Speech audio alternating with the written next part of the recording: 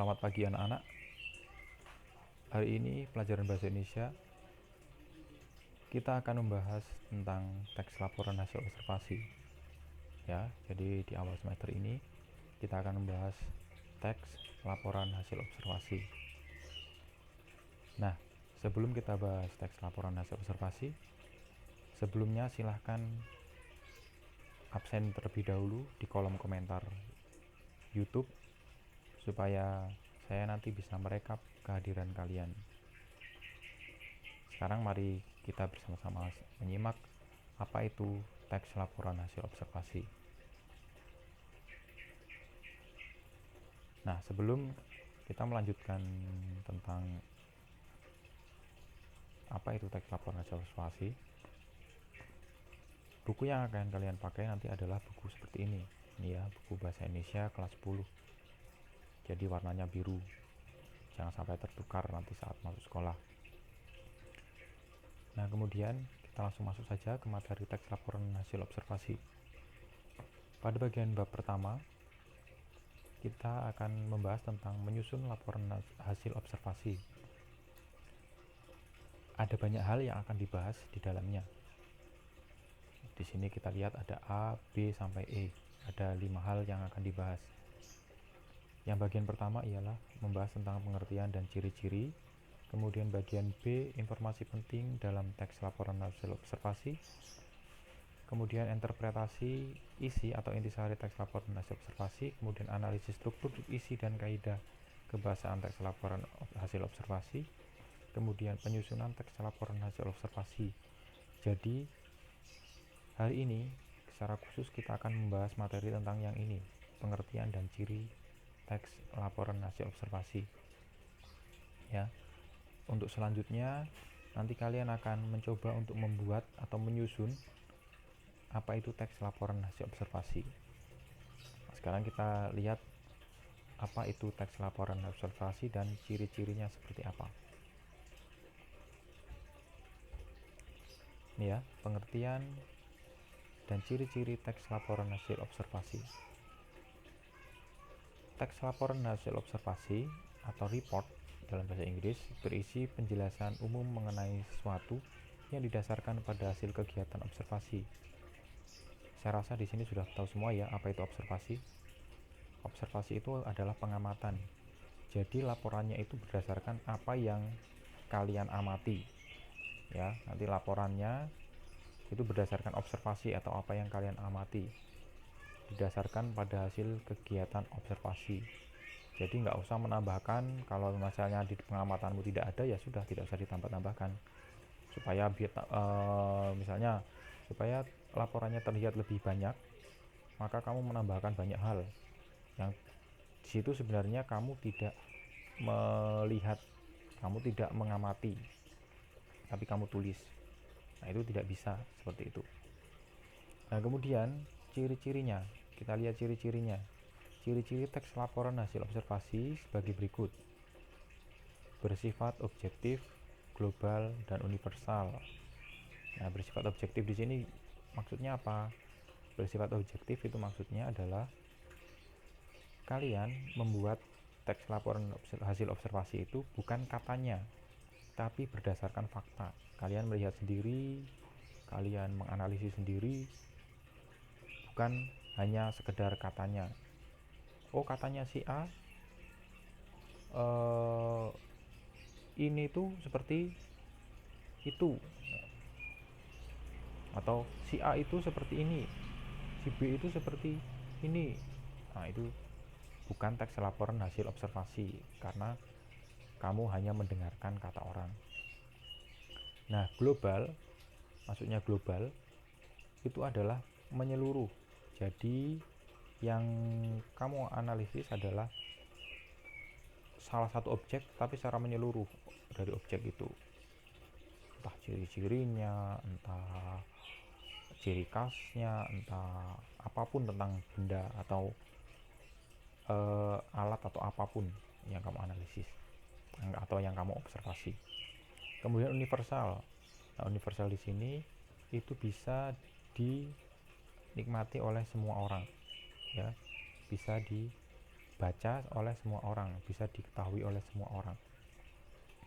Kemudian objek yang akan dibicarakan atau dibahas adalah objek tunggal. Ya, objek yang dibicarakan adalah objek tunggal. Jadi tidak boleh menyimpang dari yang lainnya. Nah, misalnya nih saya beri contoh nih, yang akan kalian bahas salah satunya adalah teks tentang Taman Nasional Baluran. Ya. Ini semua isinya tentang Taman Nasional Baluran. Tidak ada taman nasional lain. Ya.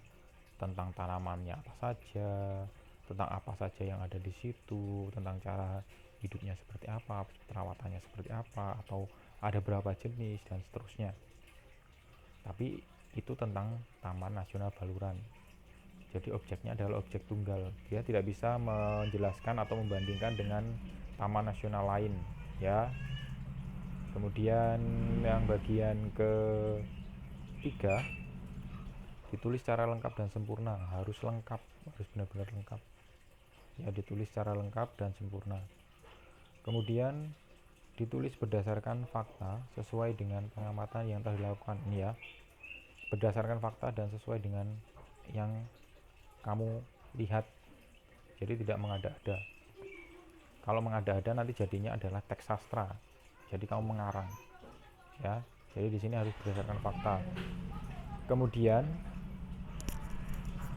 Kemudian informasi teks merupakan hasil penelitian terkini yang sudah terbukti kebenarannya. Ya, jadi hasil penelitiannya itu benar-benar terbaru. Kalau bisa itu belum pernah diteliti, baru kamu yang menelitinya. Nah, jadi seperti itu. Kemudian tidak mengandung prasangka, dugaan atau pemihakan yang menyimpang atau tidak tepat, ya. Tidak mengandung prasangka. Jadi nggak boleh kamu menulis teks laporan hasil observasi berdasarkan ngerumpi. Nggak boleh.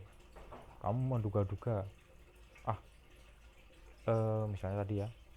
Misalnya Taman Nasional Baluran. Dari namanya saja Baluran. Jadi namanya saja Taman Nasional. Pasti di situ isinya tentang tanaman-tanaman zaman purba misalnya, tanaman-tanaman yang sudah mulai punah misalnya, atau tanaman-tanaman yang sedang hits. Itu tidak. Jadi harus kamu teliti, kamu datangi benar-benar supaya kamu tahu. Kamu mewawancarai orang-orang yang ada di dalamnya yang bisa dipercaya, yang bisa memberikan keterangan dengan sejelas-jelasnya, dengan sebaik mungkin. Nah, kemudian saling berkaitan dengan hubungan berjenjang antara kelas dan subkelas yang terdapat di dalamnya. Nah, jadi misalnya lagi ya, contohnya ini ya. Ini saling berkaitan. Misalnya yang pertama adalah menjelaskan tentang Taman Nasional Baluran itu sendiri. Ini paragraf pertamanya adalah menjelaskan tentang Taman Nasional Baluran itu sendiri. Kemudian yang kedua, tentang yang ada di dalamnya. Kemudian berikutnya, kalau tidak salah ini karena tidak begitu kelihatan ya, ini jenis-jenisnya. Ya, nanti bisa kalian lihat sendiri ketika sudah masuk. Nanti kalian akan melihat teks ini. Ya. Jadi itu pengertian dan ciri-ciri tentang teks laporan hasil observasi. Nah, untuk kemudian teks laporan hasil observasi ini akan saya singkat dengan LHO. Jadi nggak usah bingung ya. Kalau kalian nanti mendengar saya waktu menjelaskan pengertian dan ciri-ciri teks LHO, maksudnya adalah teks laporan hasil observasi. Karena terlalu panjang, supaya nanti juga saat menjelaskan juga lebih cepat. Ya, jadi seperti itu. Ini tentang pengertian dan ciri-ciri teks laporan hasil observasi.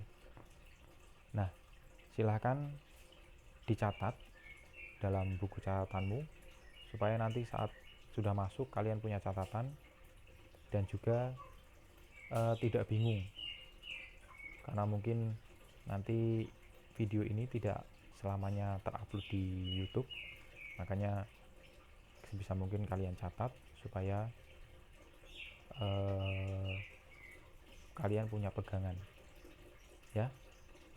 Jadi itu saja, kalau ada pertanyaan silahkan nanti dicantumkan di kolom komentar. Kemudian jangan lupa juga absen di kolom komentar. Sekian saja, tetap sehat, pakai masker saat keluar rumah, jaga jarak jika bertemu orang lain, dan terima kasih. Sampai jumpa di kemudian hari.